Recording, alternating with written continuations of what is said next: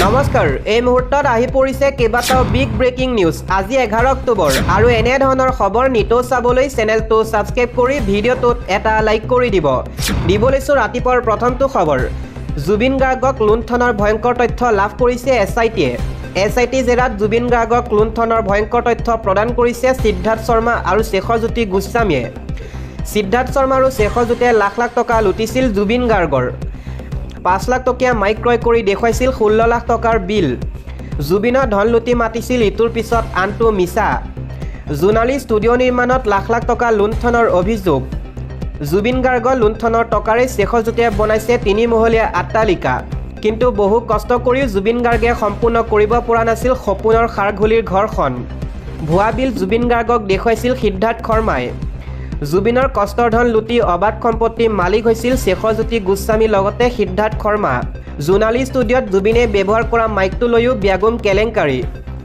জুবিনৰ প্ৰতিটো বস্তুৰ দাম অধিক কৈছিল নেকি শেখৰ সিদ্ধাৰ্থে এই প্ৰশ্ন উত্থাপিত হৈছে ষ্টুডিঅ' নিৰ্মাণৰ সময়ত সম্পূৰ্ণ দায়িত্ব লৈছিল শেখৰ সিদ্ধাৰ্থই দিবলৈছো পৰৱৰ্তী খবৰ জুবিন গাৰ্গৰ ন্যায়ৰ ক্ষেত্ৰত 19-20 হ'ব নোৱাৰিব এই মন্তব্য কৰিছে মানস ৰবিনে ৰাইজ আৰু চৰকাৰ সকলোৱে মিলি ন্যায় দিব লাগিব জুবিন গাৰ্গক মোৰ হাতত থকা তথ্য পাতি এছআইটিক দিছো আদালতত ভাষ্যও দিছো এনেদৰে মন্তব্য কৰিছে মানস ৰবিনে লগতে অভিযুক্তক গ্ৰেপ্তাৰ কৰি ন্যায় দিছো বুলি মুখ্যমন্ত্ৰীয়ে কৰা মন্তব্যকো প্ৰতিক্ৰিয়া প্ৰকাশ কৰিছে মানস ৰবিনে কৈছে মুখ্যমন্ত্ৰীয়ে নিজেই কয় হিমন্ত বিশ্ব শৰ্মাই মিছা ক'লেও চিএমএ মিছা নকয় তেওঁক সুধিব মুখ্যমন্ত্ৰী হৈ কৈছে নে হিমন্ত বিশ্ব শৰ্মাই হৈ কৈছে সিআইডিৰ কাৰ্যালয়ৰ পৰা ওলাই এই মন্তব্য কৰিছে মানস ৰবিনে এই মুহূৰ্তত জুবিন গাৰ্গৰ মৃত্যুক লৈ 5টাকৈ বিগ আপডেট আহি পৰিছে জুবিন গাৰ্গৰ মৃত্যুক লৈ এবাৰ মুখ খুলিলে গৰিমা শইকীয়া গাৰ্গে ছিংগাপুৰত নেগলেক্ট কৰা হৈছিল জুবিন গাৰ্গ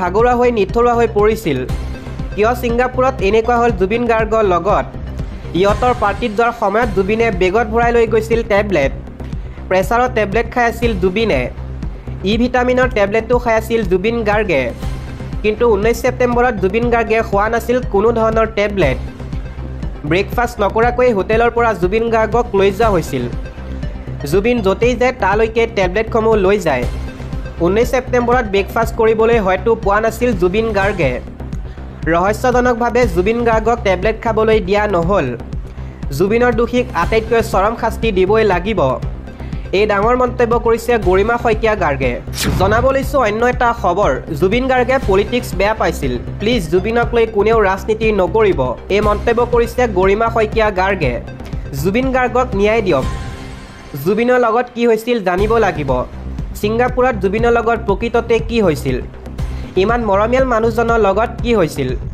জুবিন আমাৰ মাজত কায়িকভাৱে নাই জুবিন যে নাই বুলি আমি কেতিয়াও ভাবিব নোৱাৰো ছিংগাপুৰৰ প্ৰবাসী অসমীয়াসকলে সকলো সঁচা কথা কৈ নিদিয়ে কিয় এনেদৰে এতিয়া মন্তব্য কৰিছে গৰিমা গাৰ্গে জুবিনৰ ৰহস্যজনক মৃত্যুৰ প্ৰকৃত কাৰণ পোহৰলৈ আহিব লাগে শেখৰে যদি জানিছিল তেতিয়াই নকলে কিয় সকলো ন্যায় ব্যৱস্থাৰ ওপৰত মোৰ বিশ্বাস আছে জুবিনৰ কেনেকৈ মৃত্যু হৈছিল আমি জানিব লাগে জুবিনে সকলোকে মৰম কৰিছিল জুবিনে আমাক বহুত দিলে এতিয়া কেৱল জুবিনক ন্যায় দিব লাগে গোটেই খেলিমেলি হৈ গৈছে যেন ভাৱ হৈছে কিন্তু তথাপিও ন্যায় ব্যৱস্থাৰ ওপৰত আস্থা আছে বুলি মন্তব্য গৰিমা শইকীয়া গাৰ্গে কৈছে আমাৰ ভিতৰত জুই জ্বলি আছে সঁচা কথা জানিব পাৰিলে শান্তি পাম জুবিনক লৈ ৰাজনীতি হোৱাটো নিবিচাৰোঁ এইদৰে উচুপি মন্তব্য কৰিলে গৰিমা শইকীয়া গাৰ্গে এই মুহূৰ্তৰ আন এটা খবৰ জনাবলৈছো অৰুণোদয় হিতাধিকাৰীয়ে ভোট নিদিয়ে বিজেপিক জুবিন অনুৰাগীয়েও এবাৰ বৰ্জন কৰিব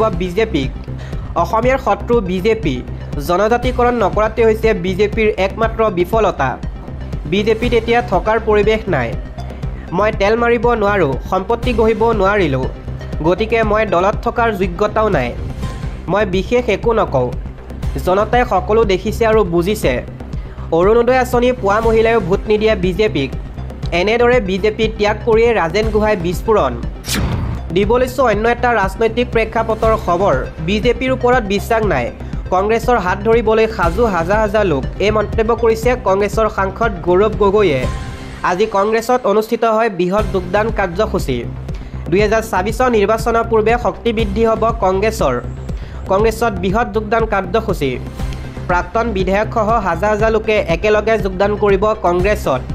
পুৱা 10:30 অনুষ্ঠিত হ'ব এই যোগদান কাৰ্যসূচী।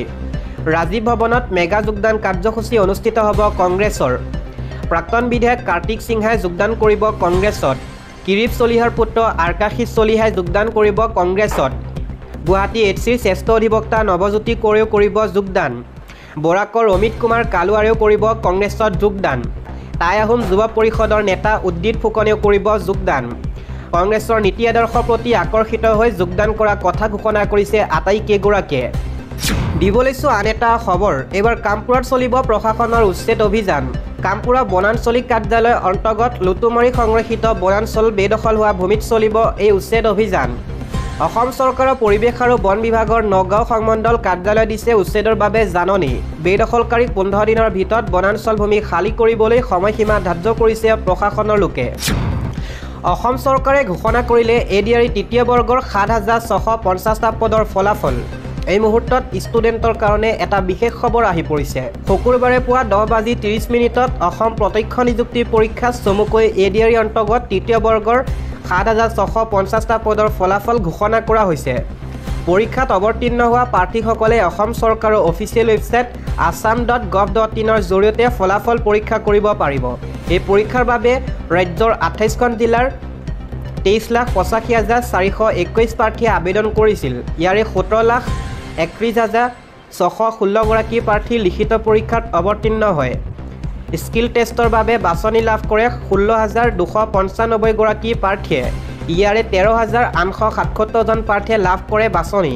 লিখিত আৰু স্কিল টেষ্টৰ নম্বৰৰ ভিত্তিত উত্তীৰ্ণ হয় 7,650 গৰাকী প্ৰাৰ্থী। অতিৰিক্ত মুখ্য সচিব অজয় তিৱাৰীয়ে সংবাদমেল সম্বোধন কৰি কয় যে ফলাফলত প্ৰাৰ্থী যোগ্য নে যোগ্য নহয় সেই কথা উল্লেখ কৰা হ'ব। তেওঁ ব্যাখ্যা কৰে যে দক্ষতা পৰীক্ষা 3টা সংস্থাৰ সহায়ত অৰ্থাৎ কম্পিউটাৰ পৰীক্ষাৰ বাবে এমট্ৰন, ড্ৰাইভিং পৰীক্ষাৰ বাবে পৰিবহণ বিভাগ আৰু ষ্টেনোগ্ৰাফি পৰীক্ষাৰ বাবে ITIৰ সহায় লোৱা হৈছিল।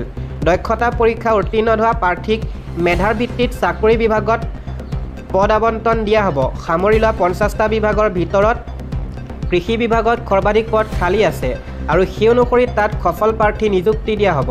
তিৱাৰীয়ে লগতে জনায় যে পৰীক্ষা প্ৰক্ৰিয়াৰ সময়ত অনিয়ম বা অসৎ আচৰণৰ বাবে খবৰ পোৱা ঘটনাত ইতিমধ্যে চাৰ্জশ্বিট দাখিল কৰা হৈছে। ADRE ফলাফলৰ উপৰিও অসম আৰক্ষীৰ অধীনত 625টা পদৰ নিযুক্তি এতিয়াও সম্পূৰ্ণ হৈছে আৰু ফলাফল পুৱা 11:30 বজাত SLPRBৰ অফিচিয়েল ৱেবছাইট www.slprb.com ঘোষণা কৰা হ'ল। 6,239টা আৰক্ষীৰ খালী পদৰ ভিতৰত আজি 625টা পদৰ ফলাফল প্ৰকাশ পোৱাৰ বিপৰীতে বাকী 5,614টা পদৰ ফলাফল কাইলৈ ঘোষণা কৰা হ'ব। অতিৰিক্ত মুখ্য সচিবগৰাকীয়ে স্পষ্ট কৰি দিয়ে যে ADRE আৰু অসম আৰক্ষী নিযুক্তি প্ৰক্ৰিয়া সুকীয়া।